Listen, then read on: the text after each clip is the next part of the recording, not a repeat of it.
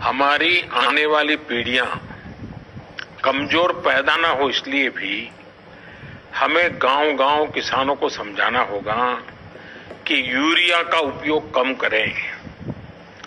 Urea के कारण बहुत बड़े संकट आ रहे हैं। यूरिया से हमारी मिट्टी, हमारे जल, उस पर बहुत विपरीत असर होता है। और इसलिए पल्लवी जी, आप जैसे प्रधान गांव वालों को समझाए कि भाई अब गांव में पहले अगर 10 थैली आता था यूरिया तो अब 5 थैली आएगा, पहले 100 थैली आता था तो 50 थैली आएगा, हम आधा कर देंगे।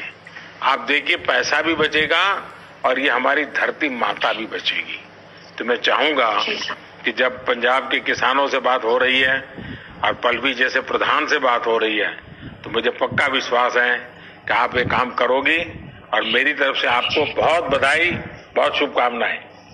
आइए हम महाराष्ट्र चलते हैं। भोले भाले किसान अधिक उत्पादन के लालच में फंसकर रासायनिक खाद व कीटनाशकों का प्रयोग करने लगे। बैलों की जगह ट्रैक्टर से जुताई होने लगी। शुरुआत में कम रासायनिक खादों के प्रयोग से अधिक उत्पादन हुआ। धीरे धीरे रासायनिक खादों के प्रयोग के कारण भूमि की उर्वरा शक्ति क्षीण होने लगी, जिसकी वजह से उत्पादन घटने लगा तथा फसलें कमजोर होने लगी। फसलों के कमजोर होने के कारण उनमें रोग व कीट लगने लगे।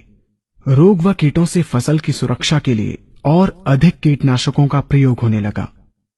एक तरफ ज्यादा उत्पादन के लिए अधिक रासायनिक खादों का प्रयोग होने लगा, वहीं दूसरी तरफ फसलों को रोग व कीटों से बचाने के लिए अधिक विषाक्त कीटनाशकों का प्रयोग बढ़ गया, जिसके कारण उत्पादन लागत बढ़ी और किसान को लाभ कम होने लगा, बल्कि छोटे किसान कर्ज में डूबने लगे। धीरे धीरे भूमि की उर्वरा शक्ति क्षीण होने से भूमि बंजर होने लगी। रासायनिक खाद व कीटनाशकों के कारण खाद्यान्न भी विषाक्त हो गए तथा जलवायु भी प्रदूषित हो गई, जिसके कारण मानव, पशु पक्षियों के स्वास्थ्य पर प्रतिकूल प्रभाव पड़ा, जिसका परिणाम आपके सामने है।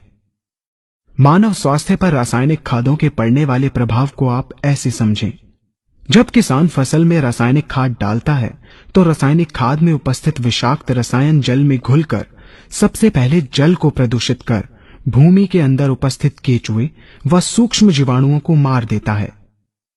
ये बात सभी किसान अच्छी तरह से जानते हैं कि केचुए व अन्य सूक्ष्म जीवाणु भूमि की उर्वरा शक्ति को बढ़ाने के लिए अति आवश्यक होते हैं। विषाक्त रसायन के कारण इनकी मृत्यु हो जाने से भूमि की उर्वरा शक्ति नष्ट हो जाती है तथा भूमि कठोर होकर बंजर होने लगती है।